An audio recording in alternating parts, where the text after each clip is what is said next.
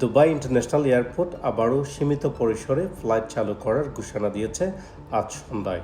তবে প্রত্যেকটি যাত্রীকে সরাসরি দুবাই এয়ারপোর্টে অ্যাপ্রোচ না করে তাদের সংশ্লিষ্ট এয়ারলাইন্স থেকে কল পাওয়ার জন্য অপেক্ষা করতে বলা হয়েছে। যতক্ষণ পর্যন্ত না আপনি আপনার যেই নির্দিষ্ট এয়ারলাইন্সের টিকিট আপনি কনফার্ম করেছেন তাদের থেকে কল না পাচ্ছেন, ততক্ষণ পর্যন্ত এয়ারপোর্টে না যাওয়ার জন্য আহ্বান করেছে। বাট আজ সন্ধ্যা থেকে তারা খুবই সীমিত পরিসরে আবারও ফ্লাইট চালু করার ঘোষণা দিয়েছে। স্পেশালি আবুধাবিতেও তারা কার্গো ফ্লাইট চালু করার চেষ্টা করতেছে বা অলরেডি তারা চালু করেছে খুবই সীমিত পরিসরে, যেটাকে বলা হচ্ছে খুবই লিমিটেড অপারেশন, ফুল ফাংশন না, যে ফুললি অপারেটেড না এখনও আবুধাবি এবং দুবাই এয়ারপোর্টগুলো।